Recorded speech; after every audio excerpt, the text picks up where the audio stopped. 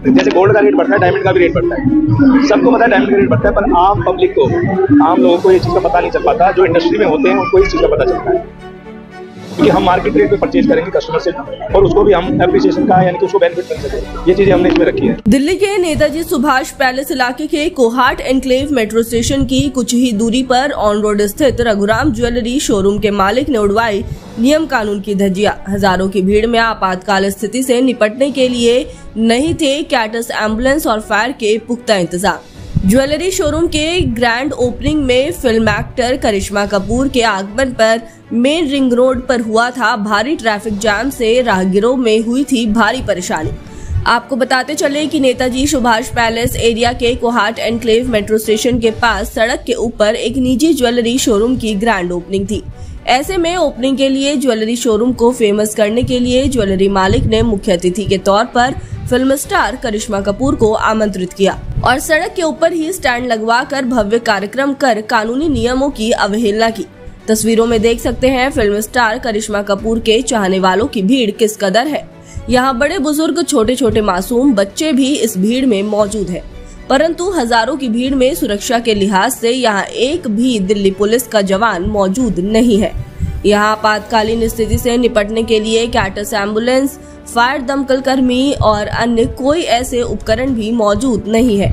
यदि यहाँ पर कोई बड़ा हादसा हो जाए या भगदड़ मच जाए तो समय रहते लोगों को बचाया जा सके और तुरंत हालात पर काबू पाया जा सके। रघुराम ज्वेलर्स है जो 2 नंबर कपिल बिहार में पड़ता है, पीतमपुरा का एरिया है ये, मधुबन कोहाट मेट्रो स्टेशन की रेड लाइट पर है।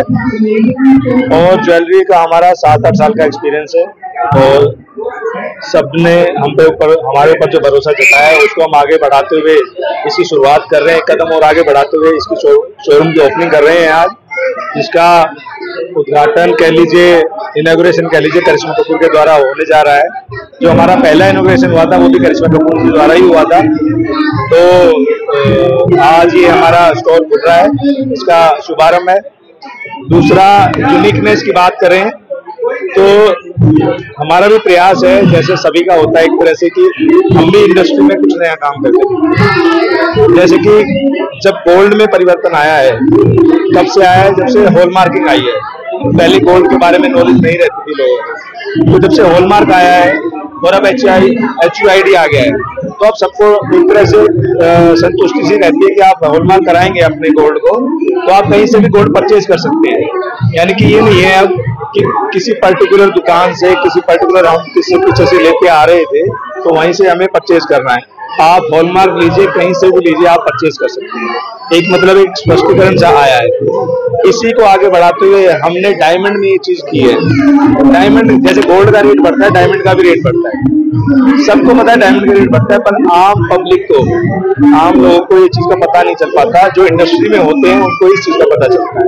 तो हमने उसको भी पारदर्शिता दिखाते हुए, क्लियरिटी करते हुए, हमने उसमें भी एप्रिसिएशन का रखा है कि हम उसका ज्यादा से ज्यादा प्रचार करें, ताकि आने वाले समय में एक रेवोल्यूशन ले आए कि लोग या ज्वेलर्स डायमंड में भी एप्रिसिएशन देने लग जाएं।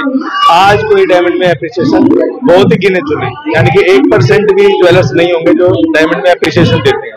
तो हमने मिनिमम 7% की गारंटीड, अगर कोई भी डायमंड ज्वेलरी आप लेते हैं तो 7% गारंटीड एप्रिसिएशन पर ईयर 5 साल तक के लिए हमने गारंटीड दी है। मान लीजिए वो डायमंड उससे ज्यादा का हो जाए तो वो तो ज्यादा मिलेगा ही मिलेगा, पर गारंटीड हमारी 7% 5 साल तक के लिए, यानी कि 5 साल तक आप 35% एप्रिसिएशन गारंटीड हमसे ले सकते हैं। ये हमारा रहता है, ये उस पे होगा।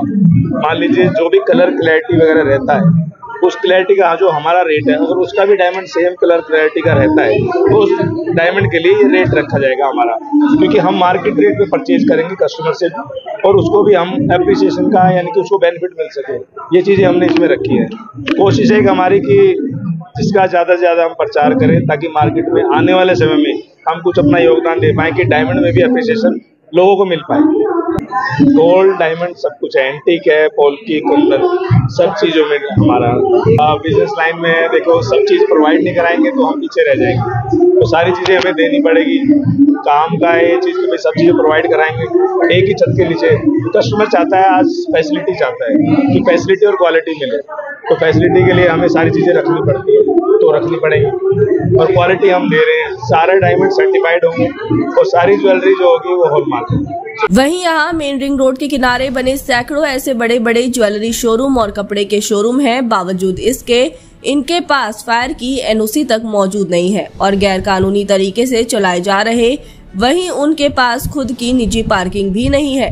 अक्सर सड़क के ऊपर सामान खरीदने आने वाले ग्राहकों की गाड़ियां गैर कानूनी तरीके से पार्क होती हैं, जिससे सड़क पर अतिक्रमण रहता है, जिसके चलते सड़क पर हमेशा जाम जैसी स्थिति बनी रहती है और कई बार लंबा ट्रैफिक जाम भी लगता है। आप तस्वीरों में देख सकते हैं, फिल्म स्टार करिश्मा कपूर को देखने के लिए हजारों की तादाद में यहाँ लोग मौजूद है। सड़क पर मोटरसाइकिल कार खड़ी होने के चलते ट्रैफिक जाम है। यहाँ जाम काफी लंबा और काफी देर तक सड़क पर लगा रहा। परंतु बड़ा सवाल खड़ा होता है जब एक फिल्म स्टार को आमंत्रित कर अपने ज्वेलरी शोरूम की ग्रैंड ओपनिंग में 4 चांद लगाने वाले ज्वेलरी शोरूम मालिक ने आखिरकार क्यों कानून को हाथ में लेकर इन मासूमों लोग की जान के साथ खिलवाड़ किया। यदि यहाँ कोई बड़ा हादसा हो जाता तो इसका जिम्मेदार कौन होता।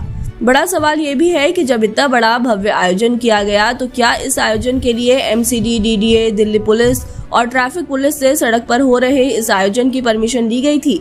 अगर ली गई थी तो आखिरकार यहाँ आपातकाल स्थिति से निपटने के लिए कैटस एम्बुलेंस, फायर दमकल की गाड़ियां और ट्रैफिक पुलिस के साथ साथ स्थानीय लोकल पुलिस आखिरकार क्यों मौजूद नहीं थी?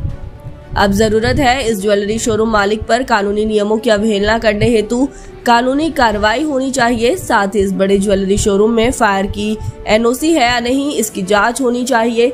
साथ ही सड़क पर अवैध रूप से खड़े होने वाले वाहनों को लेकर भी तमाम शोरूम मालिकों के ऊपर कानूनी कार्रवाई होनी चाहिए, ताकि जो कानूनी नियम है उसकी अवहेलना ना हो सके, वहीं राहगीरों को किसी तरह की कोई परेशानी का सामना ना करना पड़े। Bureau report, Delhi.